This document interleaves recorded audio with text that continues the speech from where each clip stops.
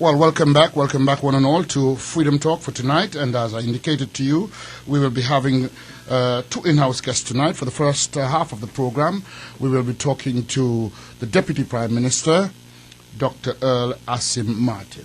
He's the Minister of Housing, Public Utilities and Energy. Dr. Martin, welcome to the studios of Freedom FM. Thank you very much, Mr. Edinborough. It's a pleasure to be here this evening. All right, Dr. Martin, let us see if we can start the ball rolling by having you, as brief as you can, outline the various ministries under your portfolio and let us know what the functions of those ministries are. Thank you very much, Mr. Edinborough. First of all, I want to say good evening to the listening public out there and to all radio listeners, whether you're on the internet. I want to say good evening to your listening. I'm presently the Minister of Housing, Public Works, Public Utilities and Energy, which the whole aspect of works pertaining to the National Housing Corporation, roadworks, water, public buildings that are owned by the government, and energy as it falls, as the SCELEC falls directly under the Department of Energy. All right, so Dr. Martin, let us start where you ended, energy, and you mentioned SCELEC. Mm-hmm. Is that the only aspect of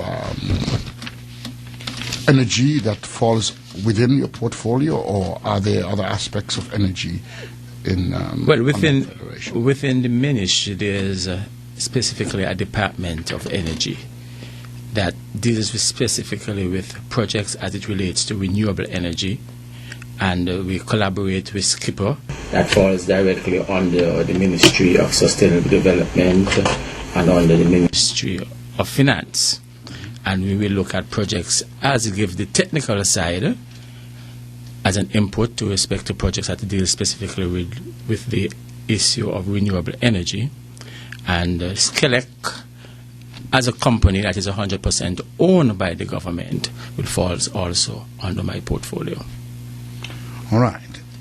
Public utilities. Could you elaborate a little bit and tell us what, some specifics in relation to that ministry? The public utilities basically involve issues surrounding water, the delivery of water to our citizens out there, looking specifically at public works that involves government buildings, the maintenance of government buildings, and also the maintenance and construction of roads within government developments.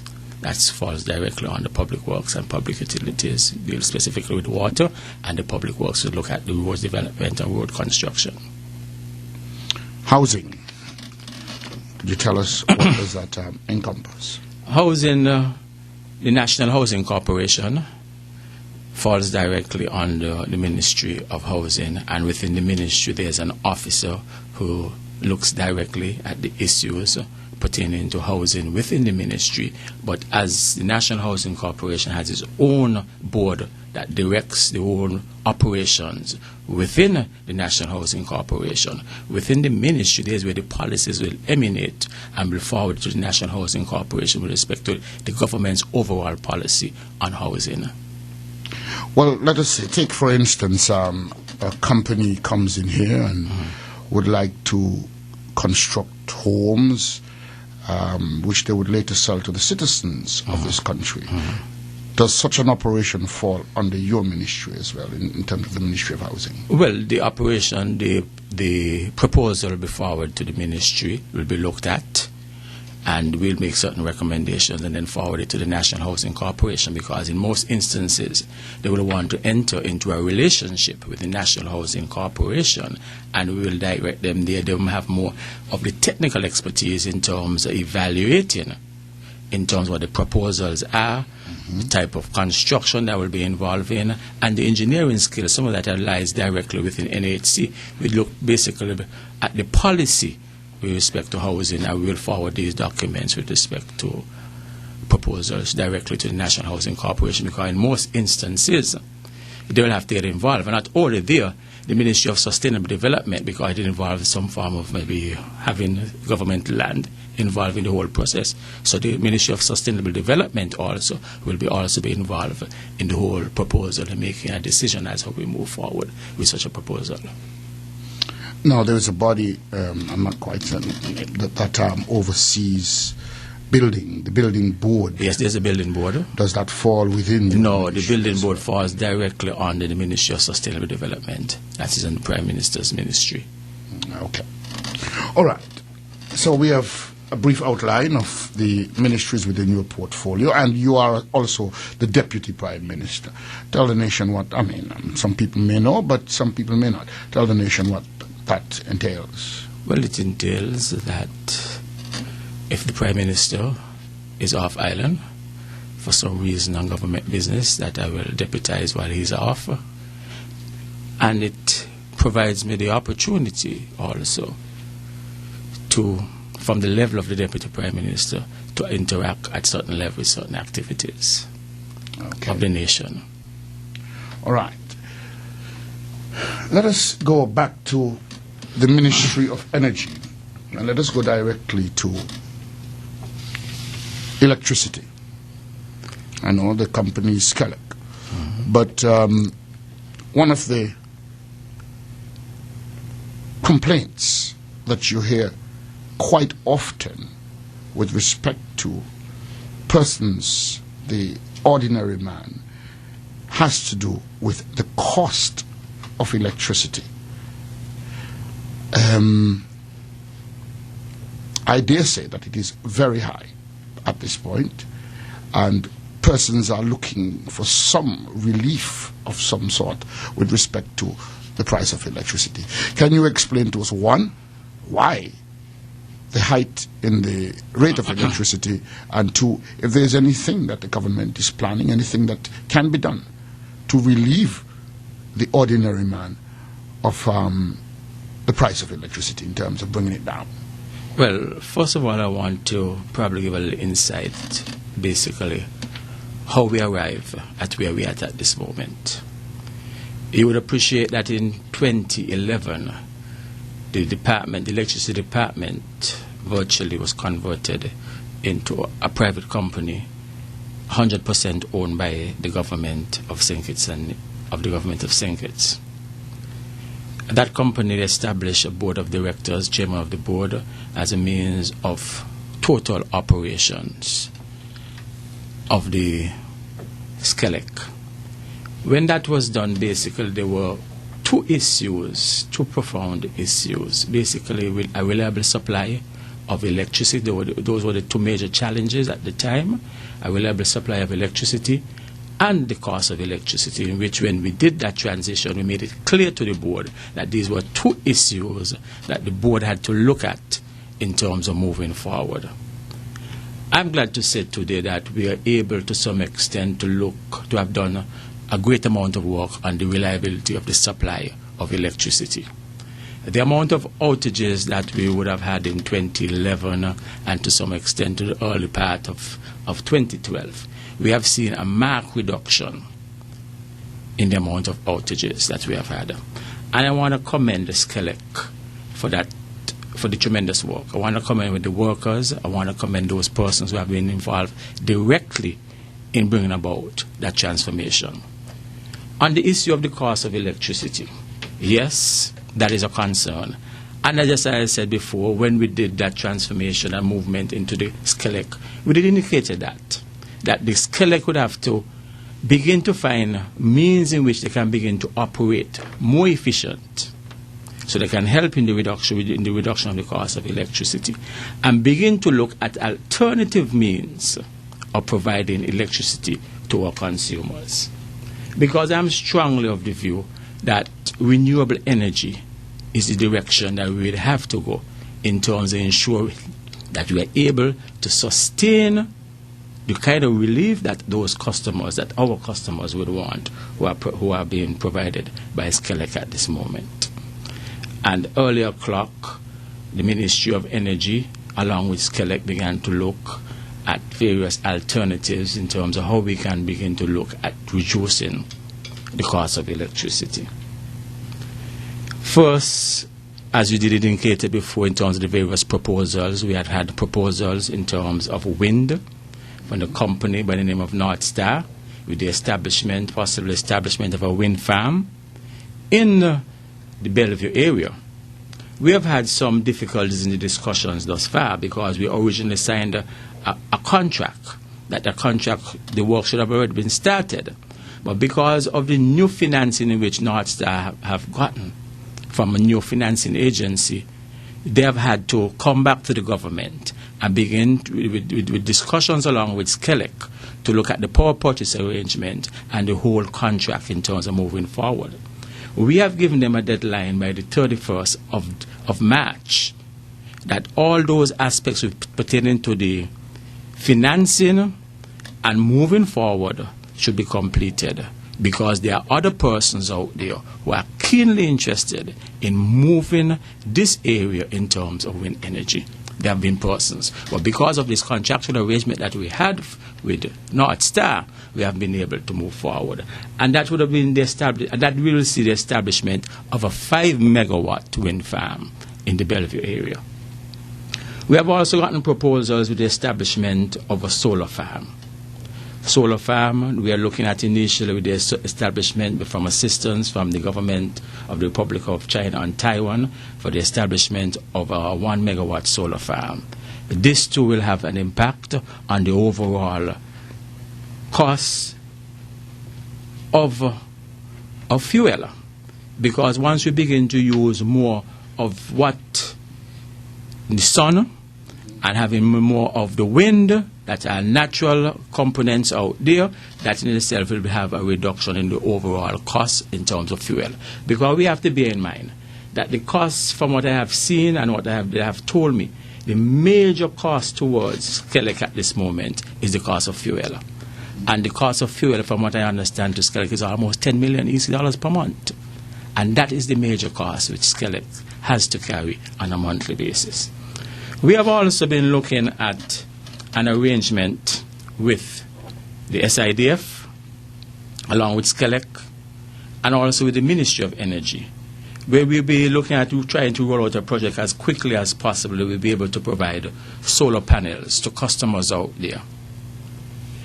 And in some way, by providing that, will assist in reducing the overall cost of consumers' electricity bill. This is a joint arrangement. As we go forward and we are able to build on it, we'll be able to roll it out as quickly as possible, because we intend to do these projects as quickly as possible. The SIDF is on board, Skelec is on board, and the Ministry of Energy is on board in terms of having this project rolled as quickly as possible. We will be able to see some reduction by consumers out there in the cost of electricity. We have, for some consumers out there, for example, have already installed solar panels on the rooftops. And they are telling me that they have seen a reduction in the overall cost of the electricity bills. And we just want to move this on a larger scale where we can have, because we do understand that the technology for solar panels is still expensive. And we want to find a way that we will be able to go in a partnership with the customers out there to be able to come together to have some reduction in the overall cost of electricity. Because we have to do this in a sustainable way. Some people might ask for the government to just go and reduce maybe the surcharge, or ask Skelec to do that, or to reduce the overall rates. That will have an impact on Skelec in terms of how we will move forward. We have to look in terms of having something that is done in a sustainable way. And I think from all indications and from all reports that persons who are involved in this, as a matter of fact, in Barbados, this is what they are trying to implement at this moment in St. Lucia and in St. Vincent and in Dominica. So I think we here in Sinkis are moving in the right direction in ensuring that we are looking at a mechanism that is sustainable, that will be able to assist consumers out there in the overall reduction of the cost of electricity. We are also looking at how we are able to modernize Skelec in terms of its operations, to make Skelec more efficient.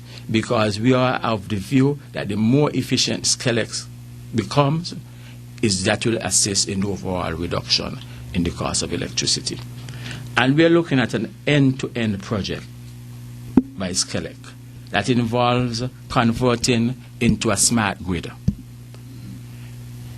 That will have the provision of smart meters, where persons will be able to get on to see exactly what they are consuming much more efficiently on a daily basis. They'll also be able to move into a system where they'll be able to go maybe into a prepaid system, because there are some customers out there who are renting properties and who would want to enter into a prepaid arrangement, so that can be able to make sure that those persons who are in the rental business be able to have a more efficient way of monitoring and controlling their own electricity bills of their tenants. So we see this as a whole mechanism of not only the solar panels that we expect to see coming on stream very shortly, the solar park that we expect to establish, and the wind farm, and also the whole modernization of SCELEC that will redound to all the overall reduction in the cost of electricity. But one of the fundamental things I want to say, Mr. Edinborough, and to our listeners out there, that one of the things that is still critical is how we conserve electricity. The things that we do in our household to ensure that we help in the whole overall reduction. And one of the things that the government did, through the Ministry of Finance, was to introduce certain concessions on materials, on equipment that is involved in the renewable energy chain. For example, energy-saving bulbs, the solar panels, and all those things. We have had an overall reduction in those in terms of those taxes.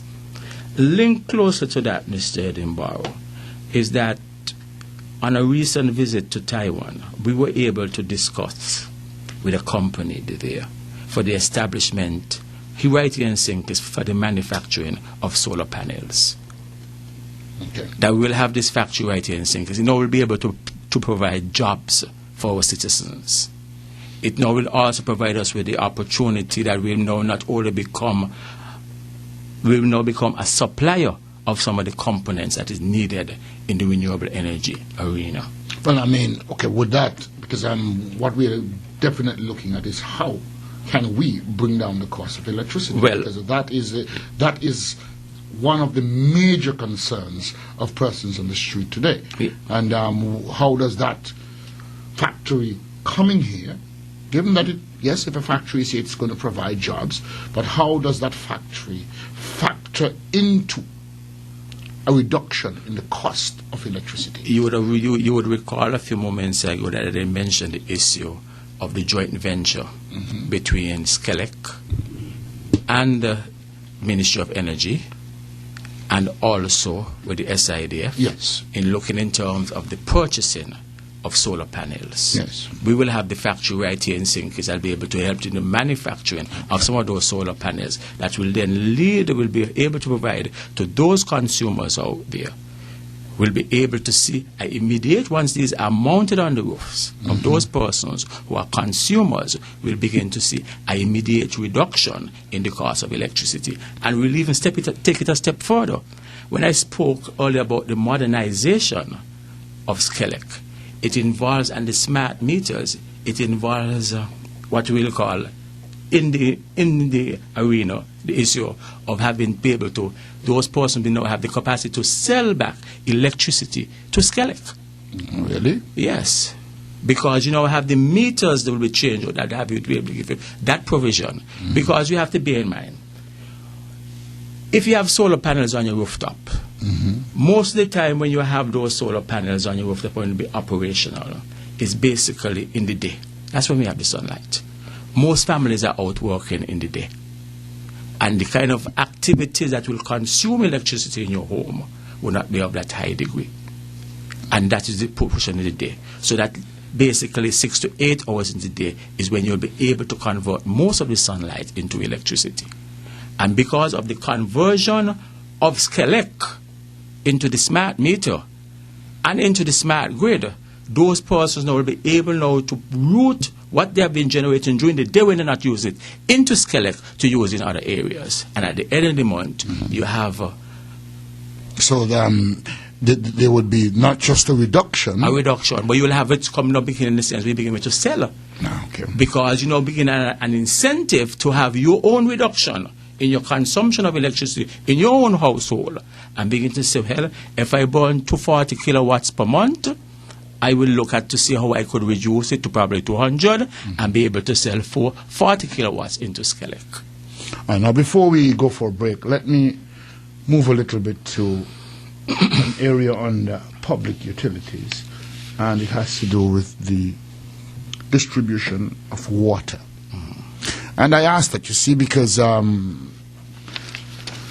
United Nations, if I'm not mistaken, it's about 5 years ago that Millennium Goals, that they started speaking in our region about the Millennium Goals, and one of those goals is for the governments of countries to ensure that all of its citizens have access to clean, potable water.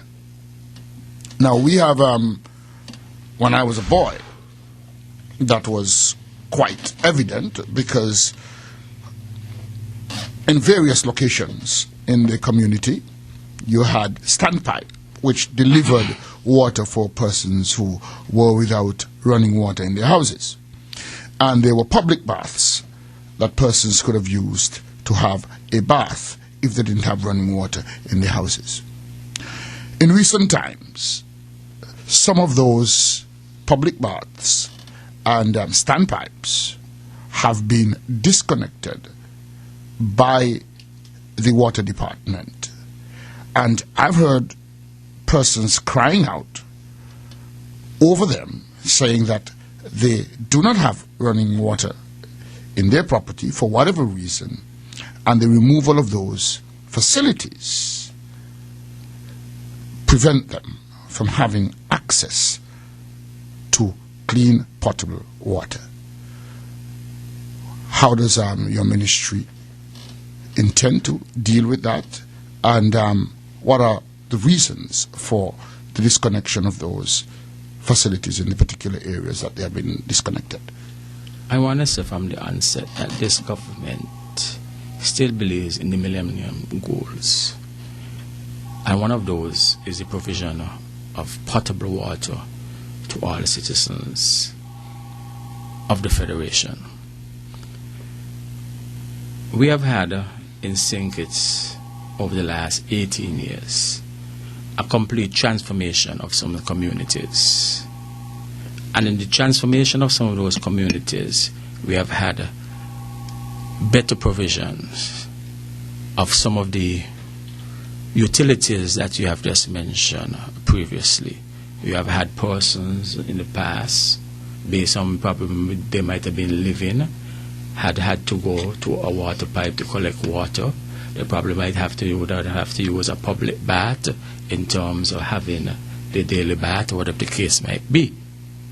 We have been very careful in the Ministry of Public Works and Public Utilities, and more specifically water, to ensure that we do not in any way prevent anyone from having access to this vital, very vital ingredient. And for any reason, if there are anyone out there, or any community, where we would have had, or the water department might have made a disconnection, probably of a standpipe or of a bath, and people haven't had, people of various communities might not have access to that, we'll be very grateful to address that as urgently as possible. So they should bring that attention to bring that to the attention to the ministry, and we'll be able to address that. But what I would want to say is that the intention of this government is to ensure that we move away from the issue of where we have public baths, and be able to move people in a direction where we have the development and the transformation of our science, of our communities and society. We might appreciate that it might in some communities, it might not have been going as quickly as we would like it to go. But that is the ultimate goal of the government, to move people from that level to the next level. All right, we've got to pay bills here, so we shall go to our sponsors, and when we return, Dr. Martin, we will continue the discussion. All right, welcome back. But before we get back to Dr. Martin, let me let you know that tomorrow at CNC Deli, you'll be having broiled trout, $20, stewed oxtail, $25, Creole pickled mackerel, $20, baked chicken drumstick, $15, stewed jerk local pork, $18, and that is served with rice and black eye, cornmeal and okra, tossed salad, steamed vegetables, pumpkin,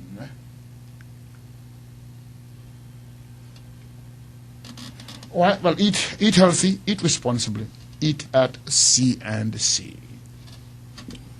All right, Dr. Martin, welcome back again. And before you left, and for those who are listening to us on the radio, we shall get you involved in a very short order. And for those on the internet, I noticed that someone there was saying that they were not getting the stream, that it says stream error.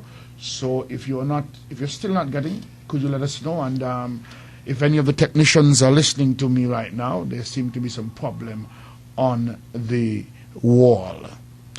Yes, Dr. Martin, let me ask you a specific question with respect to housing before we go and entertain our callers on the line.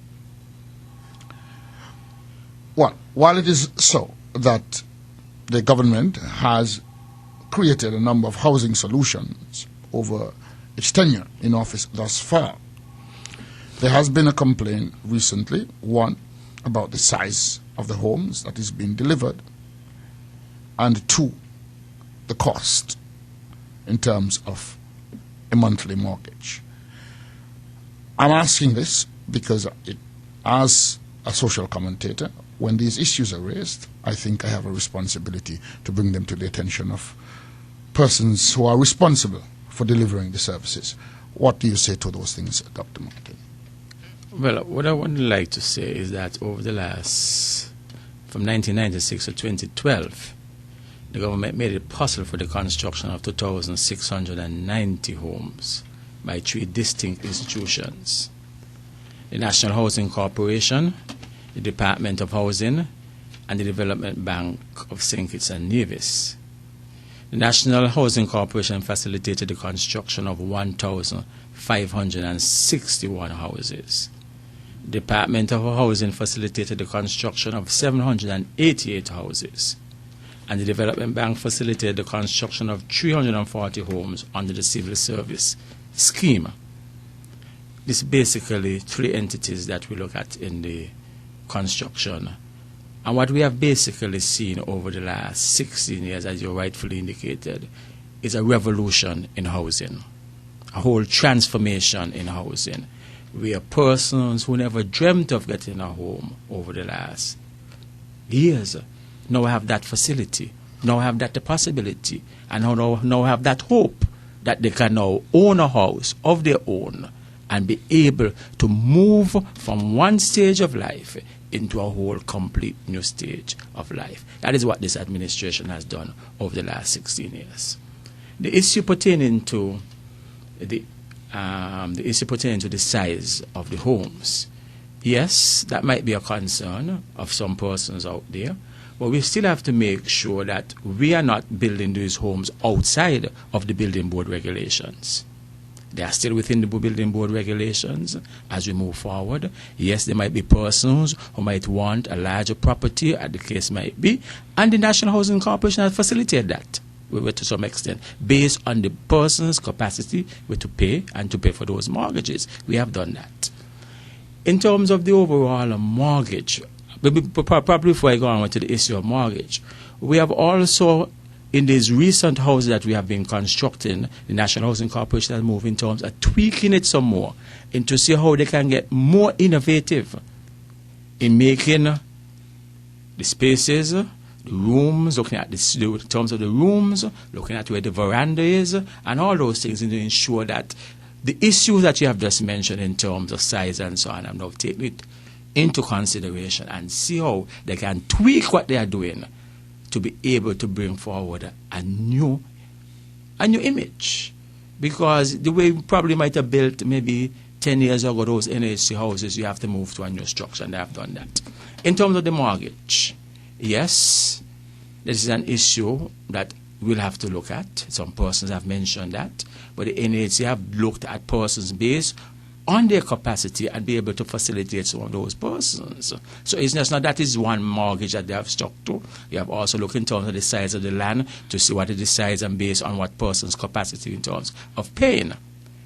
But it's an issue that will continue to be an issue that is work is in progress and always on it in terms of how we can look at innovative ways of reducing with the mortgage.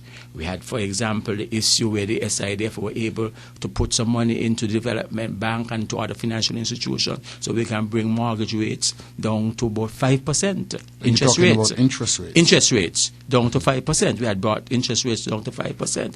And we are looking in terms of what we can do within NHC of a similar exercise, so we can bring some form of relief in terms of looking in terms of what these interest rates are presently, and based on the trends in the market, how we can be able to adjust these rates so that we can bring definitely some relief to those persons out there who have gotten houses, and also give us another capacity in which we might be able to build more homes. So we are looking at that. Edinborough is an issue, it's work in progress, and we definitely would want to look at it because we also would want to look at the interests of those persons who are out there. All right, now we are going to open the lines. Telephone numbers locally 465-0546, 465-6474, and we have an overseas line, it's 305-515-3099. Now, before I go to the telephone, let me, as usual, caution my callers that when I have an in-house guest, regardless of who that person is, respect, respect, respect. We go to the telephone line. Good night, caller, you're on. Hello, good evening. Good evening to the guest. Hold on, caller.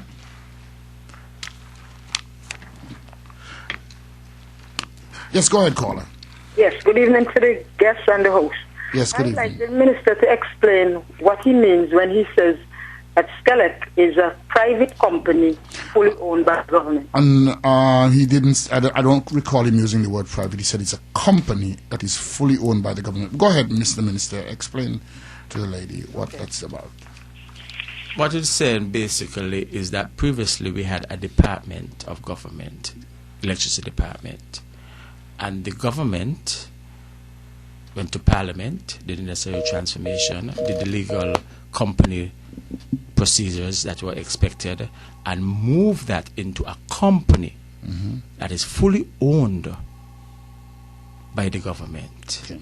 It's not basically, it's a company. It's not a corporation as a National Housing Corporation, as you see a corporation which has different rules and regulations in which is the operation. But this instead is a company that provides us the opportunity that once Skelec would have been fully established and in movement, we'll be able to move to this next tier, the next level, we'll be able to sell shares to persons out there. And that is when we speak of a company. So, right now, the only shareholder is the government. Is the government. But there is a possibility later on. That is why we had structured it as a company, as not as a corporation. All right, we go back to the telephone line.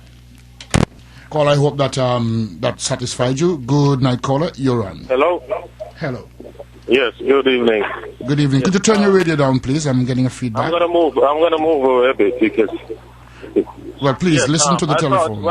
I thought I would have heard earlier, right? The minister made mention about the fuel charge, and as it is presently, there's nothing I think they can do about removing it, because I think he said people are asking if they could remove it, right? Okay, but could the minister recall just before the election, the last election, that same fuel charge was removed? And then after the election, the consumers wasn't informed that the fuel charge would be replaced. And then we also had an increase in the electricity, right? And there was supposed to be another increase again of 6%, I think, right? And the minister is making mention about Skelec and all the stuff that Skelec has to do and stuff like that. If you look around, you see all Skelec vehicles now are new vehicles.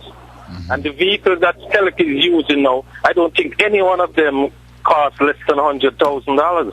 So how come the minister is telling consumers that Skelec seems to have things so difficult, but yet a company that just formed can have probably about 20 or more new vehicles on the road, and all of them came at the same time. So how could the minister explain to people that this company having so much of problems, but yet they have so much vehicles, and all of these vehicles seem to cost over $100,000? Anything else? Because the minister would need some time to answer your question. So any other question you would like to put to the minister? All right, Minister. Gentleman raised the issue of the new vehicles of Skelec and the cost, and explain to him. He wants an explanation with respect to that. Well, I will first deal with the new vehicles. When we moved initially into Skelec, one of the major concerns raised and continue to be raised by Skelec is the capacity to move from area to area to be able to carry out the work effectively and more efficiently. And one of the issues definitely the fleet of vehicles that they had, of vehicles that probably some were maybe 10, 15 years old, some were in and out of the shop, being affecting the whole operations of Skelec, and they had to enter into an arrangement with one of the providers in Basseterre, where they be able to avail themselves of these vehicles over a period of time in terms of putting in place a payment plan. So it was nothing that they came up and paid immediately. But I'm sure that because of those new vehicles, that Skelec is now able to operate and do some of their work much more efficient than they were operating before in the department. That's the first issue in terms of the vehicles. The other issue he did mention about the issue pertaining to the surcharge and what did occur prior to the election and what happens after the election and the 6% that he did mention. What I would want to say, and that is why I looked at it in a structured way, in terms of having to do something in a sustainable way, because what will happen, that the price as it is of fossil fuel on the world market continues to move. We have no control over it. And we have to begin to make sure that the measures that we put in place are measures that will be able to sustain themselves over a period of time. One might say we would have to look at it in a collective way. Maybe look at the surcharge at the same time we are looking at the measures in terms of how we are able to put in place those measures that we want to look at to make sure that we are able to have it done on a sustainable way. Maybe that is an issue that we might have to look at. Well, recently... And the mechanisms we really have to look at. But this is a problem that is not really... It's a problem worldwide. And if you were following the American elections and wherever it is, cost of fossil fuel is an issue, and what we are doing in terms of trying to do it in a sustainable way. And I think that we have to look as a government and to discuss this issue openly in terms of how we intend to move forward in terms of the whole overall issue of fossil fuel, the impact it's having on the whole issue, on the cost of electricity, because once fossil fuel goes up, the price of electricity goes up. It has an impact on everything. And we have to make sure that we address the issue in an upfront way and address it urgently, so we'll be able to bring some relief not only to the customers that are there, but to all persons involved. Recently there was an announcement with respect to the SIDF, and I think paying some of the surcharge for, was it a 6-month period? Well, I would want to say that it wasn't really the surcharge, What it is that is involved is the custom service charge that is expected to be paid by Skelec to the government. And the SIDF intervened in the whole process and felt they will, as a matter of some relief, that they will pay that 6% on behalf of Skelec, so it will not involve an increase in the electricity. And that will last for how long, well, Mr. Minister? We are looking in terms of ensuring that we can put in place the issues, some of the main things that I have just mentioned. So even if it goes in place, we see an immediate reduction in terms of the things that I have just mentioned that can assist that. Because if some of the projects that I have just mentioned, we intend to roll them out as quickly as possible. So that will have an impact when these comes into place, when these projects come into place, will have an immediate impact, not only on the CSC, which Skelec has to continue to pay, but on the overall cost of the electricity. Yeah, well, I understand that, but I'm saying, we're talking to the consumers now. They're listening, and all right, there's 6% relief at the moment with respect to the SIDF paying it. Yes, if everything happens, fine. But if everything doesn't happen, fine. How long will that relief last? Well, it will continue until we are able to bring into place some of these mechanisms and processes, these projects that we have just mentioned. All right. Let's go back to the telephone line again. Good night, caller. You're on. Good night. Good night, Mr. Minister. Let me turn on my radio. Yes, please do. Sorry about that. Okay, go on now. Good night, Edinborough. Good night to you as well. How are you tonight? I'm good. Oh, well, I'm giving God thanks. It's nice to hear my constituency represented by the radio. Okay. Well, then speak to him. On my street. Now,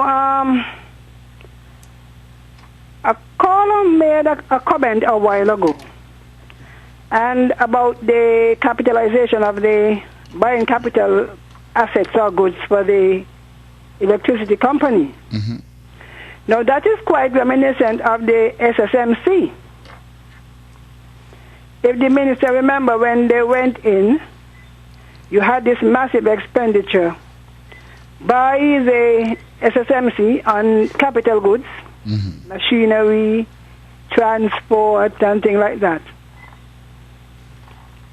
And they, at the same time, when they said the industry was facing trouble,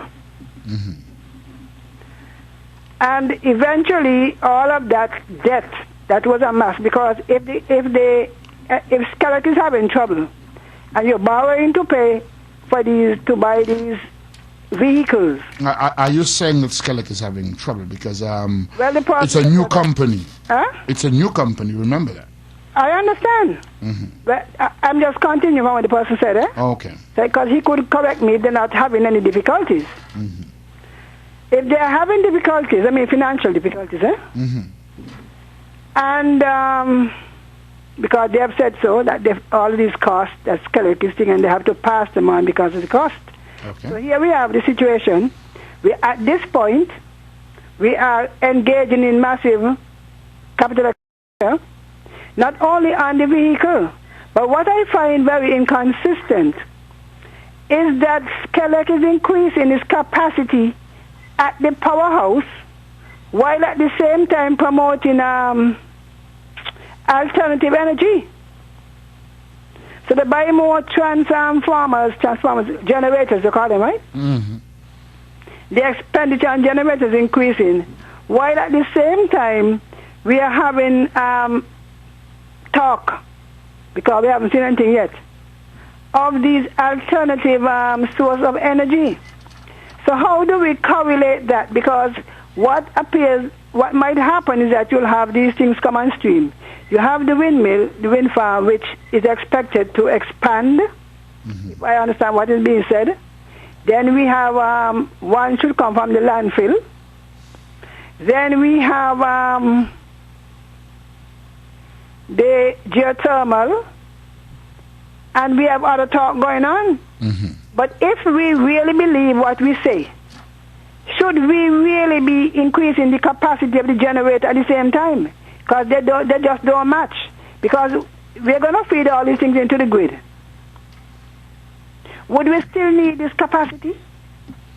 And in terms of cost to the consumer, isn't the cost, are we passing on inefficiency? Because there are two things to cost, you know.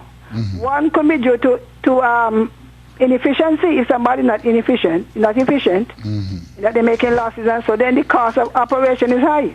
So let me see if I can get the question so far that you have asked. One, you're saying that you would like him to explain how is it that they are advertising renewable energy while at the same time from different sources. Yes. While at the same time increasing the capacity. They're increasing their capacity of the generators at the powerhouse. Yes, that's question number one. Or one of the questions. Yes.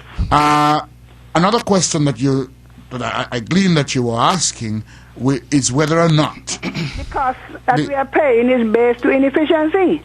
Because have they done it? Because, I used to handle data. Well, let me ask you, as a consumer, do you find that the service, there's an improvement in the service, or do you find that it is not so? How do you... Efficiency has nothing to do with the improvement. I know, but let us talk about that. Now, let me talk. Let me ask my question first. Okay. Because, as I said, I used to handle the data. You know, there's a certain amount of loss across the lines. Especially sometimes you have storms and they just go back and tie back up the wire. You know what I mean? So that have they addressed the issue of loss along the line? Because if we are paying for power loss along the transmission lines and other inefficiencies within the very system itself, then they are the ones that are putting the weight on us. Okay. And how is it that we have this Petrocarib thing, and there seems to be no relief? Okay, so you're saying that there's no relief in the cost of electricity, of fuel, even though there's... Only the Petrocarib, mind that they buy at market price, but they have a certain amount of, they pay what, 0 or 1%? I know, but I'm just asking, are you, is the question that you want to put with respect to Petrocarib, because, we'll have to allow... Not just Petrocarib, the price. Yes. Why is the price so high, and why, after having Petrocarib, why are we still paying these high things? And what about efficiency? Has he dealt with the inefficient distribution system? Well, you have to let him answer that. I can't answer that for him. Right, he will have to answer that. All right, thank you very much. Mr. Minister. Thank you very much. If I could deal first of all with the issue of Skelec purchasing new generators versus the issue of renewable energy. I don't want to say to the caller that whosoever might have informed her that Skelec has purchased new generators, that is absolutely incorrect. Okay. Skelec hasn't purchased since the inception of Skelec. They has not purchased one single new generator. Okay. Additionally to that, in the terms of the efficiency of Skelec, yes, I did mention efficiency. If you would have heard me, I did mention the issue of efficiency. And that is why I mentioned the end-to-end project in terms of converting the grid into a smart grid. We'll be able to improve on the efficiency of the operation within Skelec, because there's a tool in terms of the operations of most electricity plants that you do have losses, and there is a figure that most utilities will stick to as their losses within the system. And Skelec, based on their own operations, have come to appreciate that there are some losses within the system and would want to bring those losses down to the standard and towards the industrial figures that is out there. And that is why they are looking at the end-to-end project as a means of improving on the whole efficiency in the operations of Skelec. Well, could you just say what the end-to-end project is again? I said the end-to-end project involves the whole conversion of the grid into a smart grid. For example, you would have a SCADA system out there where you'll be able to identify specifically where there are losses. For example, if you have a transformer out there that is too big for the whole operation, to be able to identify and tell you that transformer should be changed because the transformer, within that transformer, there are some losses within that transformer. If there are outages, we'll specify and tell you exactly where the outages are, because the SCADA system will be able to provide that type of information in real time. It will also be able to ensure that the response time of the persons who are within the industry is much quicker than it is at the moment. Additionally to that, you'll be able to convert the present meters that we are presently operating into a smart meter, where you'll be able to do your own monitoring, the meters will be able to be more efficient, where people will be able to say, at the end of the day, exactly monitor their own consumption on a daily basis and say which one of the appliances they are using on a daily basis is consuming X amount of energy. It will also provide customers out there with the opportunity for those persons who would want to enter into a prepaid arrangement to be able to do that type of operations. It will also provide the opportunity for persons who would have gotten their solar panels on their rooftop to be able to sell back into Skelec versus the smart meter. On the issue of Petrocarib, I want to say Petrocarib is not a program that provides fuel at any lower cost. Venezuela is part of OPEC. OPEC is a cartel. And OPEC set the prices. And being part of that cartel, you have to follow the arrangements in terms of the pricing of OPEC. What Petrocarib provides for us is a financing arrangement. But at the end of the day, you have to pay the same price for the cost of the fuel. So it doesn't change the cost of the fuel. What it has is a financial arrangement, so you can kind of, to some extent, you would have a little more control over your cash flow in terms of your operations. But in terms of reduction in the costs of fuel, doesn't occur. All right. Well, we are going to take a few more calls. We will entertain a few more calls, and then let me try and get this overseas caller on. I think somebody wants to get in on the overseas line. So if you're listening to me and you were trying to get in on the overseas line, please feel free to try again. We have opened that up, and we are going to take a few more calls. It's 465-0546, 465-6474. It's 305-515-3099. Those are the numbers. Good night, caller. You're on. Hey, Comrade Edward, how are you? Oh, I'm good. And good night to the Honorable Ministers here. Good night. It's very interesting to hear the Minister on there tonight trying to explain some of your electrical energy problems. But the electrical crisis that you're having now, about 10 years ago, when I saw the building boom in St. Kitts, I mentioned to a general contractor in St. Kitts that we're going to have this same problem that you have now. And he wondered why. And I said, look at the way the construction is going at present. Everybody's just building, putting more demand on the electrical grid. And nobody seemed to be taking stock of that. They feel that they could take care of things then. But I told them, look at it this way. A lot of the appliances that people are now going to be using, they were considered luxury years ago. Now they're going to become basic necessities. As a result, a lot of people decided to get air conditioning. And they went ahead and got air conditioning, mini-split units, and they throw them just about every place in the house without anybody doing a heat load calculation on the houses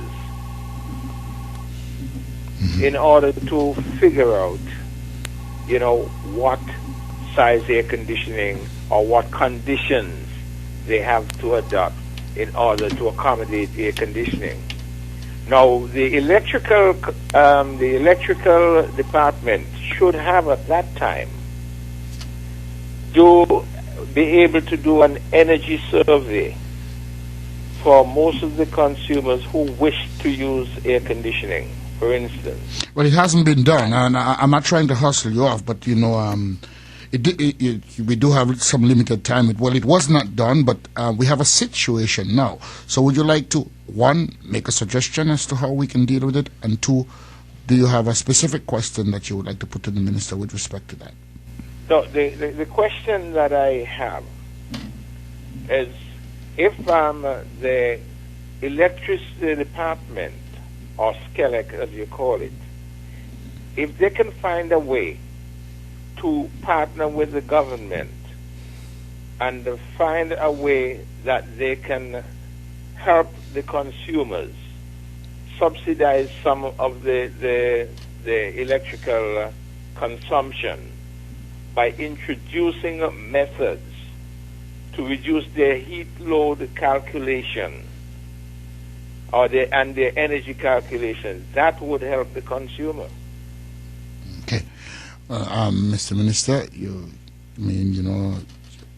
I know you've spoken about the solar project, but this gentleman is now talking about a way of calculating the heat load and so forth, and preserving consumption use. I think what the caller, and I want to commend with the caller, because he's really leading into the right direction that we would want to go in. And I think what is needed here is probably a whole energy audit. That's the in terms not That's only where you all gotta go. of what is being used in the respective homes, but in businesses also, and to look at how it is being used, what is installed, what consumes what, and how we could assist some of those persons in addressing how they can, in a way, bring about more efficiencies in the whole operations. And I think what is an audit. Because I had the opportunity one day to speak to a gentleman from Barbados. And they did an audit for a hotel in Barbados, a whole energy audit for the hotel. And they were able to explain to the operators of the hotel exactly in where and which areas they were consuming large amounts of electricity, and sometimes consuming electricity that they didn't need. And they were able to bring about that audit and see a whole overall reduction, and probably to change out some of the whole appliances that might be a bit difficult for small consumers, and maybe sometimes to some extent maybe for larger consumers. But it's how do we assist? And I think what is needed in this instance as we move forward is a overall energy audit. Okay. And I think that is specifically into what the caller is referring to. All right. If I'm clear on All that right. issue. Well, thank you for your contribution, caller. We go back to the telephone line. You're lighting up all over. Good night, caller. You're on. Yeah, good night, Honorable Martin and the host. What I'm trying to find out is the Marriott don't pay custom service charge. Why a government entity as SCELEC have to pay custom service charge?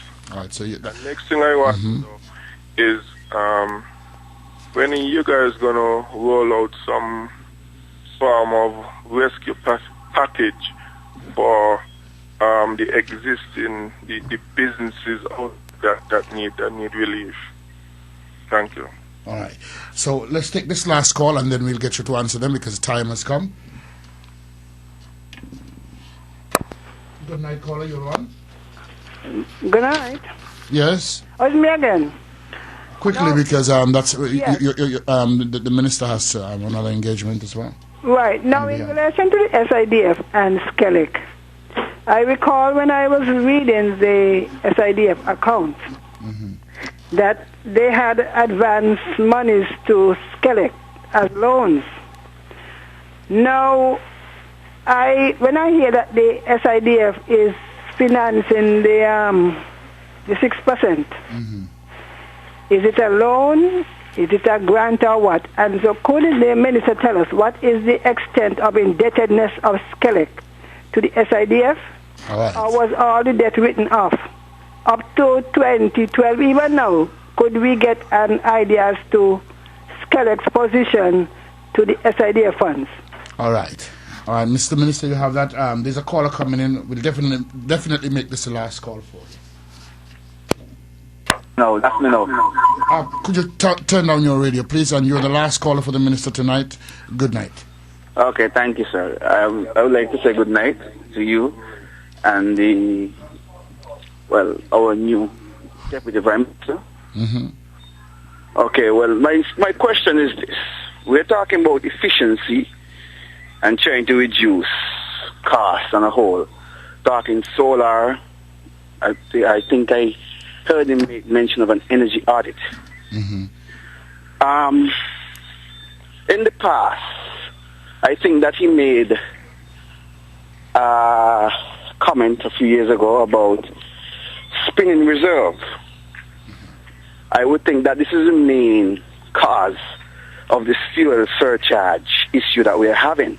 What did you call it? Springing reserve? Spinning reserve. He would know what I'm talking about. Okay. He used to use it very widely. Mm-hmm.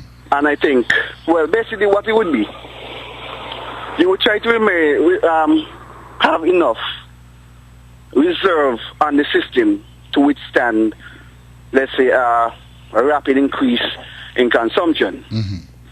But I found that they will be running 3 and 4 different engines to try and maintain the spinning reserve, which was a misconcept. And at the end of all that, what we will have is wastage of this black gold, this Texas tea, which we are paying for, known as fuel surcharge. Okay. So I would like to know if Skelec has addressed this, all of this that we're doing now, looking for alternative means and more efficiency in our houses, and all of this, even an energy audit for the whole of St. Kitts. If he hasn't addressed this matter as yet, or Skelec, as he would say, well, we're basically going to be kicking the ground. Well, all right. Well, we'll have to let him answer, and I'm sure that if they haven't, listening to you, he may just decide to ask Skelec to take it on.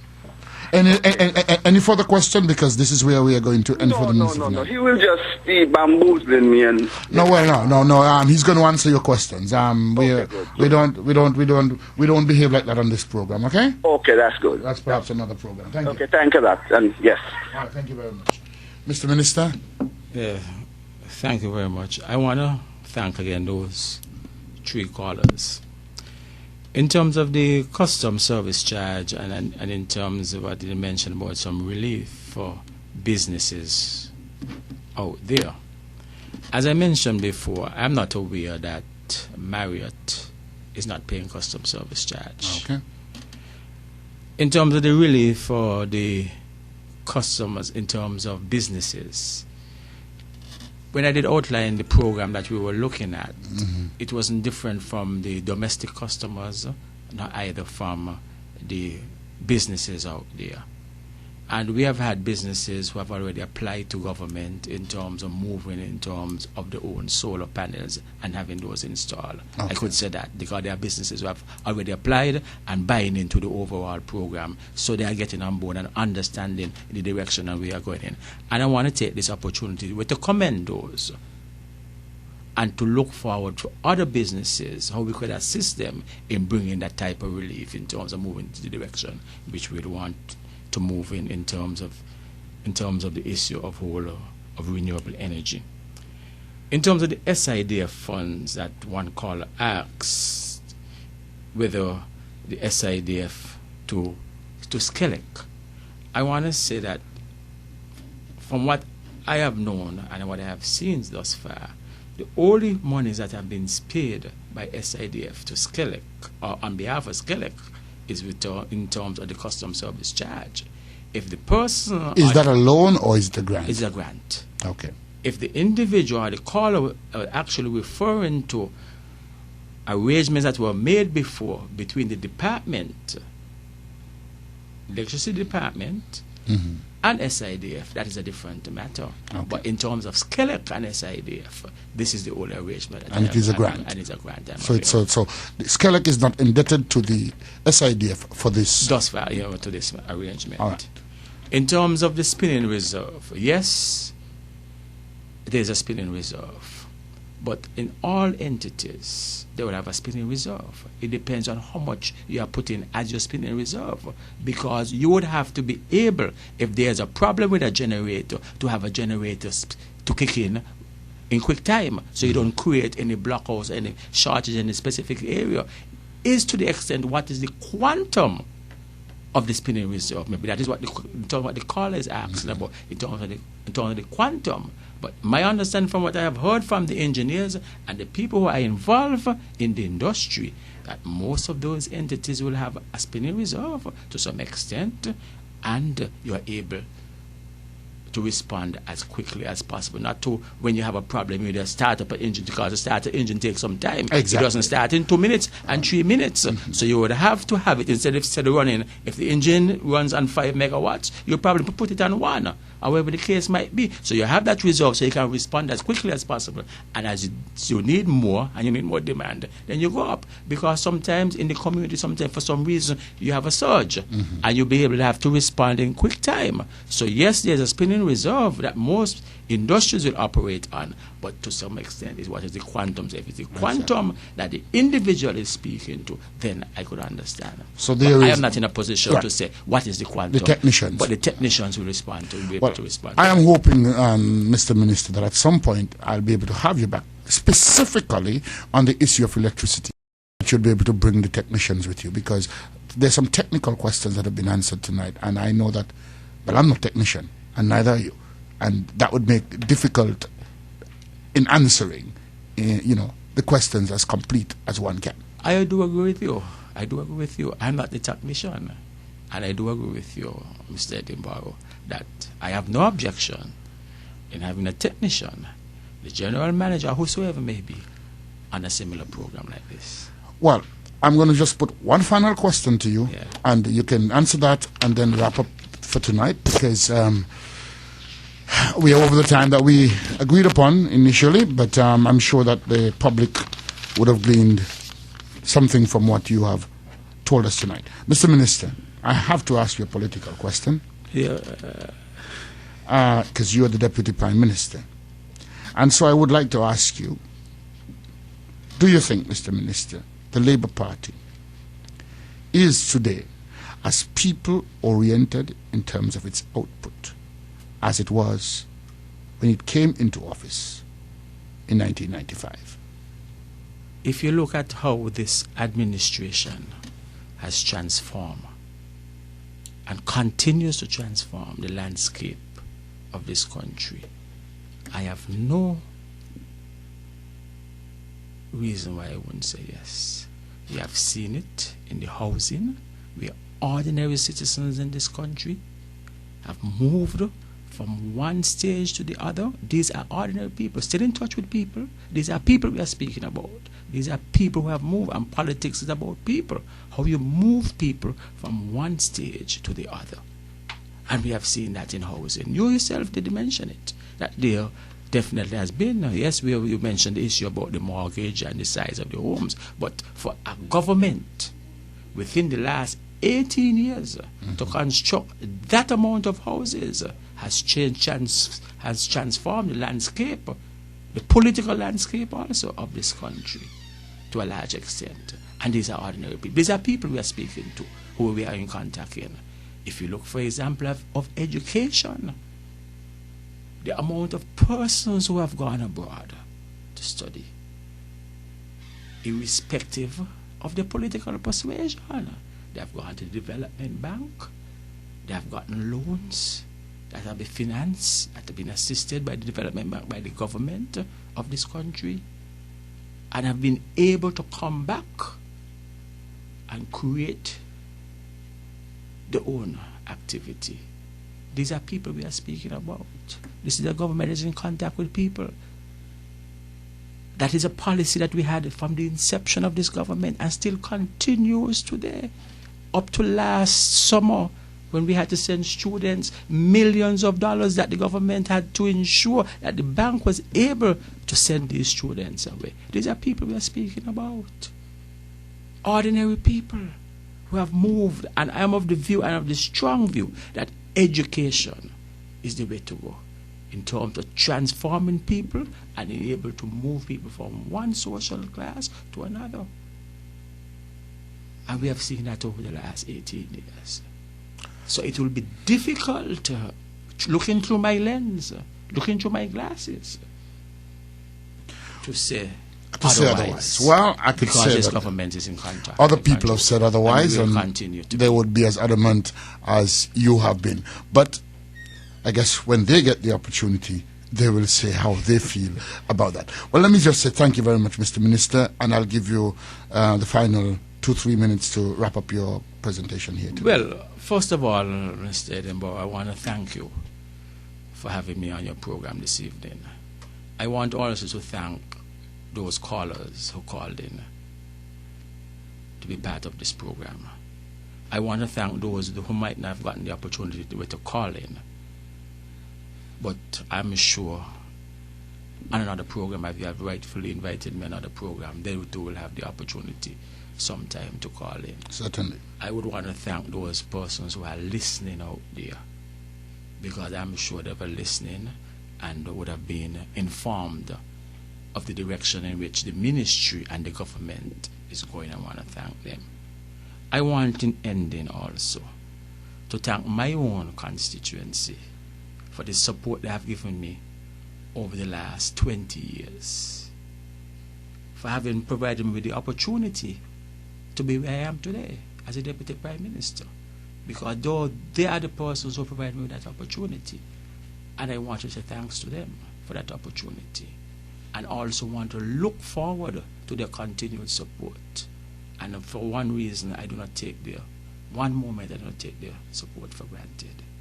I do want to continue to work with them so we can work together, so we can move this country to the other level for the benefit of all the citizens of the Federation of St. Kitts and Nevis. Thank you very much. Thank you very much, Dr. Martin.